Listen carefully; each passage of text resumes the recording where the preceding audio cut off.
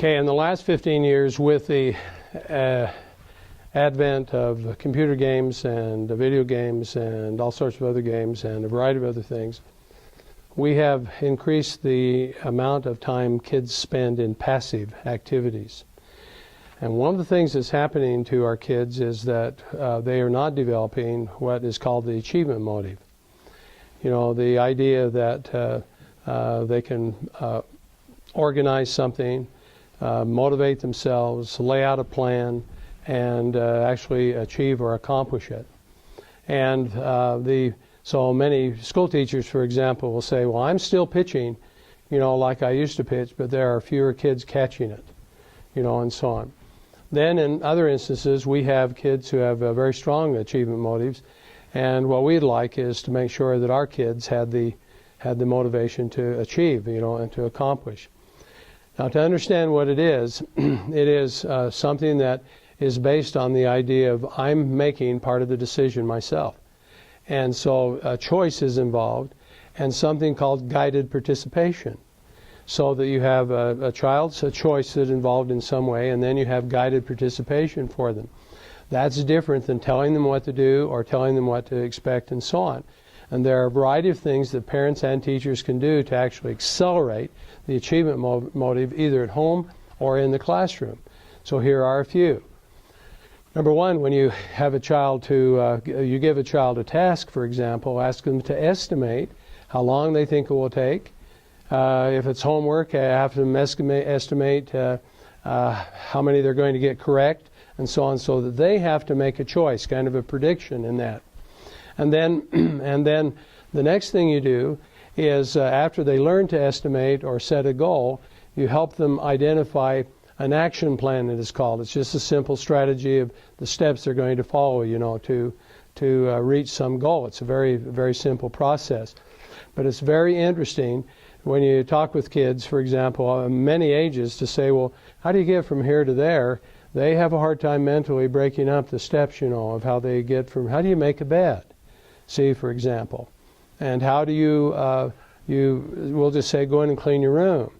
And sometimes we fail to teach them that a series of steps is very useful, and we can show them that step, and then we can have them organize one and so on. So then we acquaint them with the idea of achievement, the whole achievement process, the goal, and the series of steps. And then one of the things we want to do is to reinforce the idea that effort and organization is as important as the accomplishing the goal. And so we do both. We don't just say, wow, you accomplished this, way to go. We say, well, let me tell you what you did. You worked hard.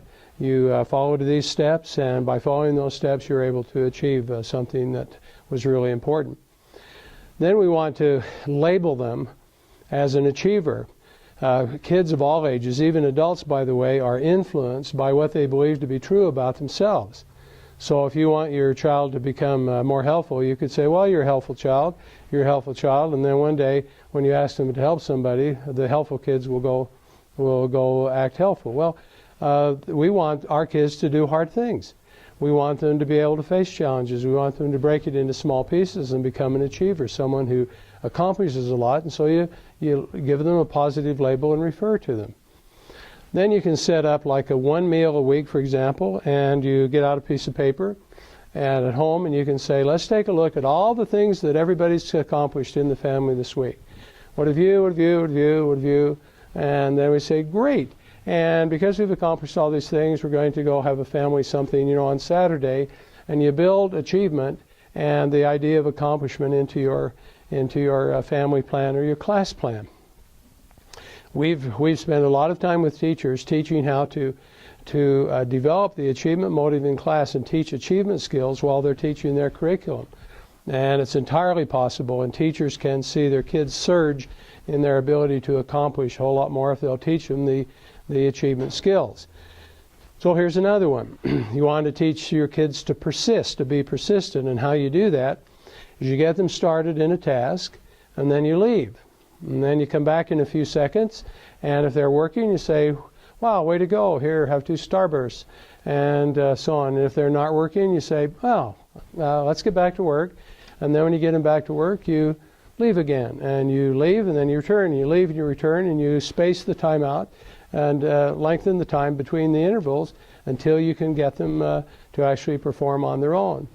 Lastly, we want them to learn to complete their tasks and to feel an emotional reward for doing so. So you could actually say, we're going to work on completing our tasks this week, and you show them what that is and what it's like, and then you have a conversation about how much happiness and excitement comes from accomplishing things that are important to them. I remind you, it has to do with free choice and guided participation. You can't control and make achievement motivation occur.